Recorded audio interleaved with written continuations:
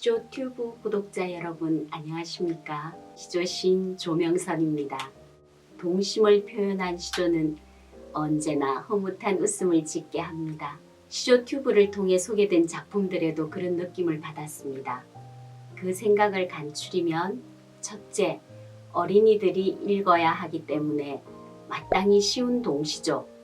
둘째는 어린이들이 읽고 재미가 나서 다시 찾게 하는 동시조. 마지막으로 어린이들이 읽은 동시조를 통해 어떤 깨우침을 주는 동시조. 이런 동시조가 우리가 원하는 동시조가 아닐까 생각합니다. 이와 같은 동시조는 참 많았습니다. 그 중에서 제가 좋아서 여러 번 읽은 작품과 나아가야 할 방향을 제시하고 있는 동시조를 여러분과 함께 나누고자 합니다. 제일 먼저 정완영 선생님의 끼뚜리 울음소리 1을 들고 싶습니다. 선생님의 동시조집 엄마 목소리에는 끼뚜라미 울음소리 1, 2, 3이 있습니다. 그 중에서 오늘은 1을 들어보겠습니다.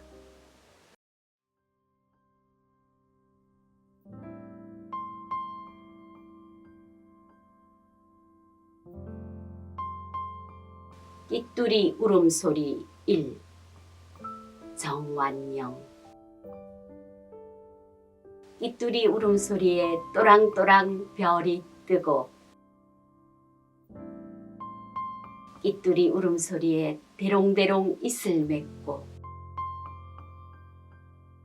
오소소 꽃씨는 추워서 시방 속에 숨습니다.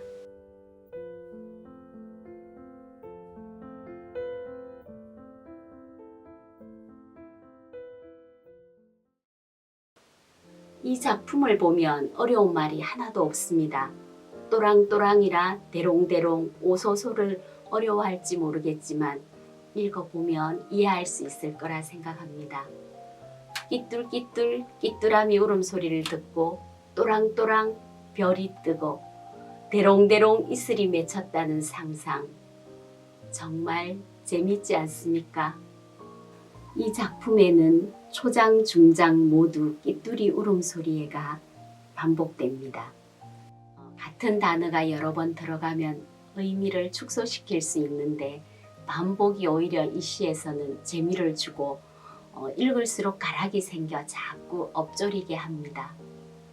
또랑또랑이라는 부사는 아주 밝고 똑똑한 모양을 나타내는 말입니다.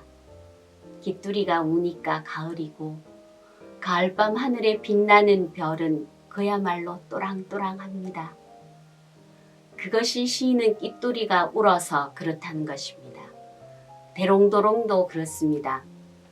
풀잎이나 나뭇잎에 이슬이 대롱대롱 매달리는 것도 끼뚜리가 울어서 그렇다는 것입니다. 이 동시조의 참맛은 종장에 있습니다. 오소소 꽃씨는 시방 속에 숨는다는 것입니다.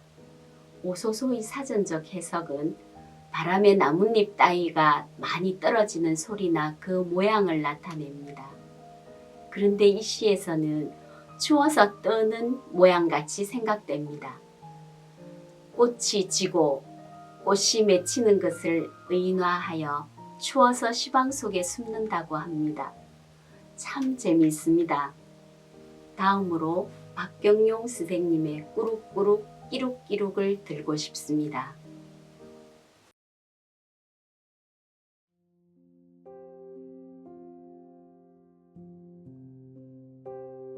꾸룩꾸룩 끼룩끼룩 박경용.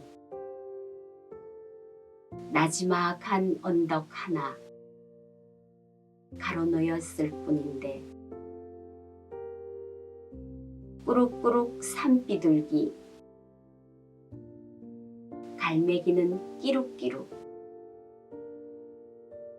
한 번도 마주친 적 없는 이웃 소리로만 넘나들 뿐.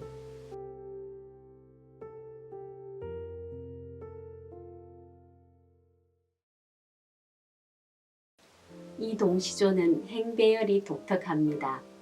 산비둘기는 산에 살고 갈매기는 바닷가에 삽니다. 그 사는 곳을 분명히 하기 위한 장치가 이렇게 행배열을 한 것이 아닐까 생각해 봅니다. 나지막한 언덕 하나 가로놓였을 뿐인데 또 산비둘기는 꾸룩꾸룩 울고 갈매기는 끼룩끼룩 운다는 것입니다. 중장을 한행으로 배치했을 때와 그 느낌이 아주 다를 것입니다. 꾸룩꾸룩 끼룩끼룩이란 의성어를 소리내어 읽으면 그냥 재미나는 것입니다. 산비둘기와 갈매기는 사는 곳이 달라서 서로 마주칠 일이 없으니 만나서 같이 놀지도 못합니다. 그런데도 이웃이라고 합니다. 그들이 우는 소리로 넘나들기 때문입니다. 산비둘기의 꾸룩꾸룩은 바다로 전해지고 갈매기의 끼룩끼룩은 산으로 소리로만 만나도 이웃이 될 수 있습니다. 그것을 깨우치게 될 것입니다. 그래서 쉽고 재미있고 깨우침을 주는 이런 동시조가 좋은 시조라고 생각이 듭니다. 다음으로 서재환 시인님의 봄비를 보겠습니다.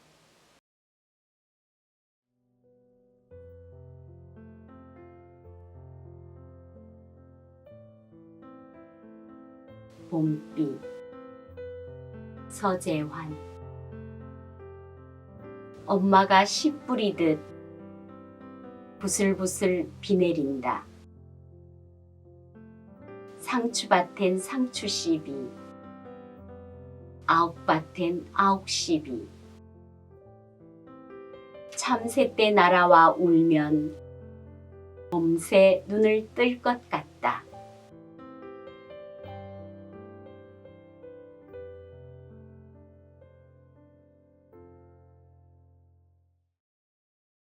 이 동시조도 쉽고 재미있습니다. 비가 언제 내리는가에 따라서, 비가 내리는 모양에 따라서 참 이름이 많습니다. 봄에 내리면 봄비, 가을에 내리면 가을비, 보슬보슬 부슬부슬 내리기도 하고 추적추적 내리기도 하고, 그래서 이슬비도 보슬비도 있는 것입니다. 시인은 지금 봄비를 보고 있습니다. 초장에는 봄비가 내리는 모양을 엄마가 텃밭에 채소씨를 뿌리는 듯 부슬부슬 내리고 있다고 합니다. 중장에 오면 비가 상추밭에 오면 상추씨 비, 아욱밭에 오면 아욱씨 비가 된다는 것입니다. 이게 참 재밌지 않습니까? 그럼 우리 집에 내리면 우리 집 비 이렇게도 되겠지요.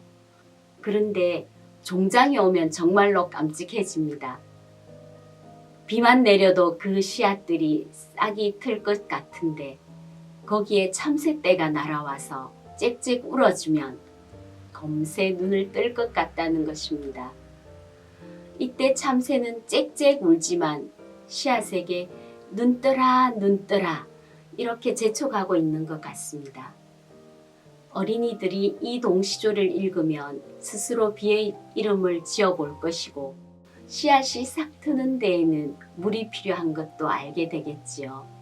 씨앗이 싹 트는 데 전혀 관계없는 참새떼의 울음소리가 금방 싹을 틔우게 한다는 것에서 고개를 갸우뚱갸우뚱 왜일까 생각하게도 되겠지요.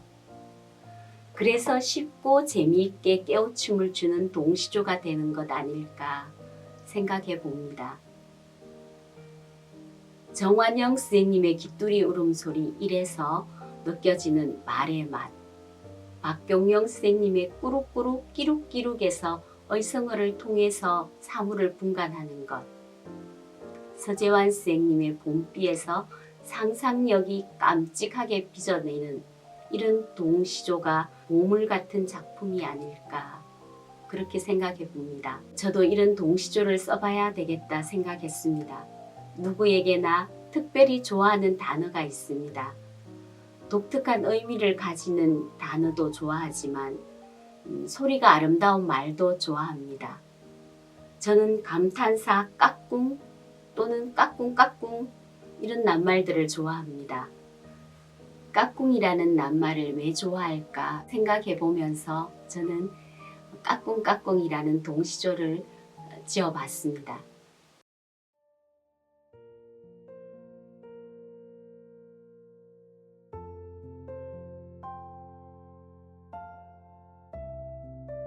까꿍까꿍. 조명선. 나는 까꿍이라는 말 너무너무 좋아해서 카톡 그 알림도 까꿍까꿍 들려요. 내 귀는 바본가 봐요. 까꿍까꿍 까까꿍. 아가에게 까꿍하면 방긋방긋 웃음 짓고 까꿍까꿍 거듭하면 팔을 마구 흔들어요. 까꿍은 요술쟁이인가 봐요. 까꿍까꿍 까까꿍.